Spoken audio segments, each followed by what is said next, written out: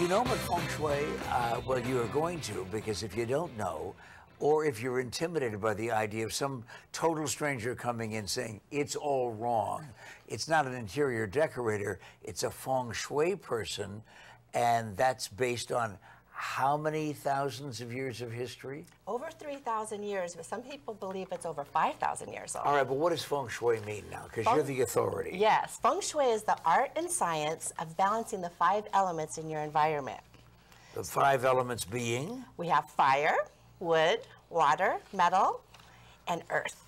All right, and if you haven't followed us so far, just stick around, because the concept is not supposed to be placing pressure on the homeowner, is it? No, no. Well, why do we want to do it anyway? Because we want to balance the energy so that we're more harmonious and we're more successful in all spheres of our life. Well, listen, when you're in the television business, you have to be harmonious and successful, yes. Or they just simply let you know that you don't have to come back. Right. So, all right, now listen, real quick look around the studio. Yes. What did we do wrong? What's okay? Okay, over here, it's great that we have a plant, because this is actually the money area, because it's the far left corner of this room. Yes, okay? do the conservatives know that on the far left it's the money area? I'm not quite sure about that, Pat. Yeah. But we need to have more round leaves, because that's very pointy, so that actually pushes energy away. So if we put a nice, like, ficus tree there, that would be ideal, and that'll bring in more money. Okay, now the question is, as I always ask about any of these things, Yes. numerology, astrology, feng shui, who says so? The ancient masters that have been studying it for years, well, thousands of years, where they've watched all the different patterns. And did you do this in your house? I did, and in my business, and when I had it in my business doubled within a month.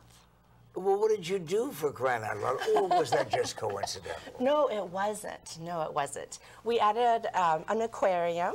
We also added a fountain. Oh, okay, so that's the water part. Exactly, and we lack the water here in Arizona. So we need to bring in as much water as possible, but it has to be placed in the right areas or it can cause problems. All right, so are we talking about financial success only that comes from doing feng shui principles? No, we also help people bring in their soulmate. I've helped a lot of people get married. Well, in fact, it is necessary, and I think it's important to tell the audience, we don't just bring these people in because we found them in the parking lot. You know, we have a half an hour to fill.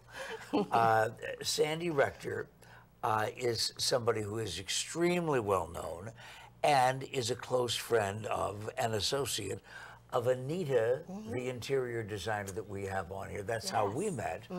So you met with my significant other, my honey, Yes. at the house the other day, and it was fascinating, mostly because I understood what you were talking about. Yeah, it was great. We had a Well, good time. okay, but what you had us do didn't totally upset the household, No, though. I was gentle.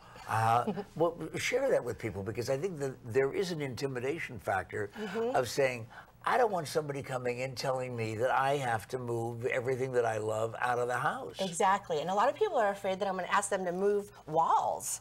Yeah. And so what I do is I look at the environment and what's going on. And we usually use things that you already have in your environment, but we just put them in the right areas so that that metal element is being prosperous, or whatever it is that we're needing to balance.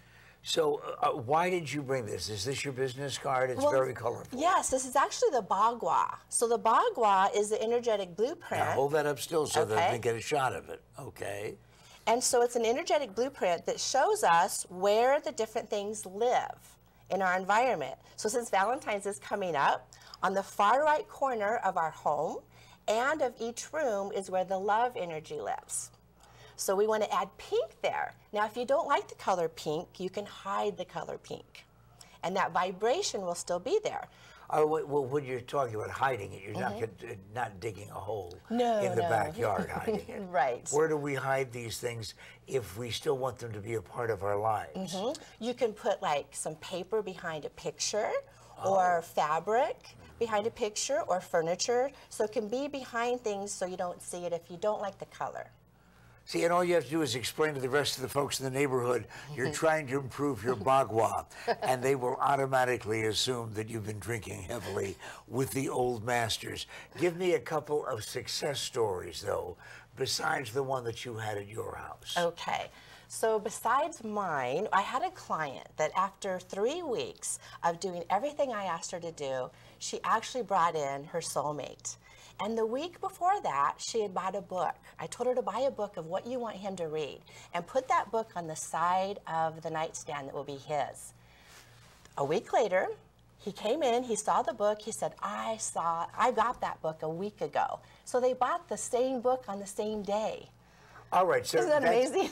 Yeah, that's weird relationship counseling. Well, what does the book got to do with feng shui? It helped to bring in the soulmate that she was looking for, and they've been happily married for over 5 years now. I remember you telling me keep the lid down on the toilet.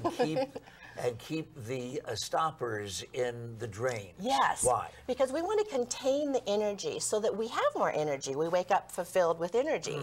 And what happens with the drains and the toilets, it pulls the energy away. So we want to keep them shut as much as possible. And put a plant next to the sink, because then that will absorb the energy so that we have more energy. In reality, you know, people are just learning to spell feng shui from this show, and it goes by so fast. Yes. And there's perhaps 5,000 years of material. Well, how can we find out more about this? You've got an appearance coming up, right? Yes, on Tuesday, actually, I have a teleseminar going on. How does that work? So they would just call in for the number. They can go to my website, and I know you guys have it posted, correct? So go to my website. That's an element of trust. Oh, look. Yes, I trust. Oh, look, there it is, yes. Yes, the feng shui, because it appeared on our screen as opposed to the plant. That's right. Okay, and so what happens then? And so when they sign up for my newsletter, they will get some information about Tuesday, and that is all about love. So they can be at home and they can listen to the teleseminar and learn all the things they could do to improve their feng shui. What a sensational idea. You know what? I'm drawn to go over into the corner. I don't know whether it's the sign of money. All I know is that today it is the sign of Belgian chocolates.